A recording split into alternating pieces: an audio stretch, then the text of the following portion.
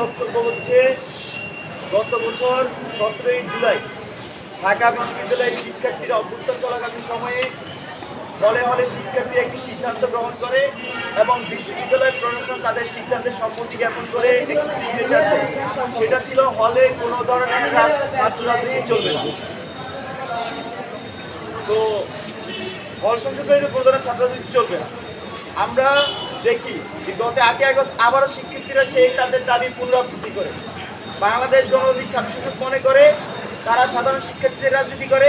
সাধারণ শিক্ষার্থীরা যে দাবি 17 জুলাই জানিয়েছে, সাধারণ শিক্ষার্থীরা যে দাবি তাদের মনে প্রাণ লালন করে, সাধারণ শিক্ষার্থীরা যে দাবি গত 8ই আগস্ট জানিয়েছে, আমরা সেই দাবির পক্ষে। আমরা দেখেছি আমাদের প্রবর্তক মহোদয় তিনি বক্তব্যে বলেছেন ফলে সকল ধরনের প্রকাশ্য গুপ্ত রাজনীতি নিষিদ্ধ করা হলো, প্রবর্তক মহোদয় বলেছেন। তো আমরা সেই কথার পক্ষে আছি এবং আমরা চাই বিশ্ববিদ্যালয় প্রশাসন অনতিবিলম্বে এটার একটা রোডম্যাপ ঘোষণা করবে, কিভাবে এই প্রক্রিয়া বাস্তবায়ন করবে।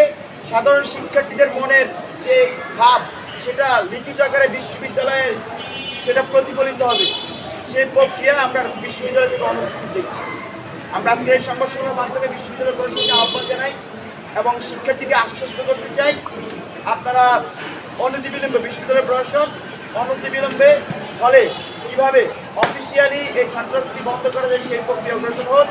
আর সাধারণ শিক্ষার্থীকে একটা বিষয় আশ্বস্ত করতে চাই, ঢাকা বিশ্ববিদ্যালয়ে আমরা থাকাকালীন এখানে কোনোভাবেই ফলে আমরা এই অপরাজিত হতে দিব না। ছাত্রলীগ যে ধরনের দেশ এর সংস্কৃতি চালু করেছিল, প্রোগ্রামে জোর করে সংস্কৃতি চালু করেছিল, সেগুলোর বিরুদ্ধে আমাদের জোরালো অবস্থান সবসময় থাকবে। বন্ধুগণ, আমাদের যে দ্বিতীয় বিষয় খুবই গুরুত্বপূর্ণ।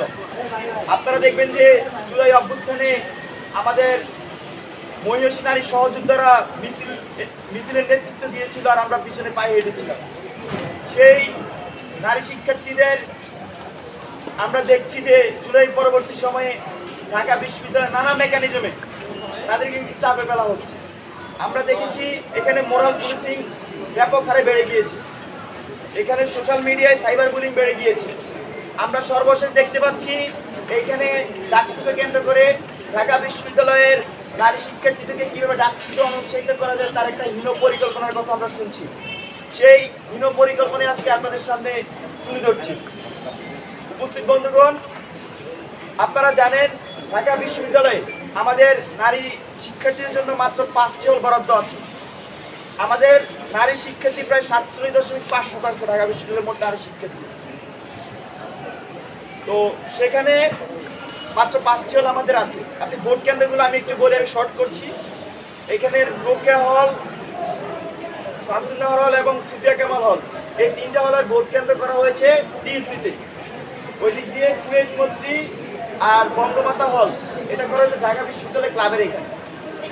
আপনারা দেখবেন আমি যেটা বলছি, রোকেয়া হলের শিক্ষার্থীর সংখ্যা 5641, সুফিয়া কামাল হলের নারী শিক্ষার্থীর সংখ্যা 4434 এবং শামসুন্নাহর হলের নারী শিক্ষার্থীর সংখ্যা 4084। মোট নারী শিক্ষার্থী দ্বারা এই 3টি হলে 14141।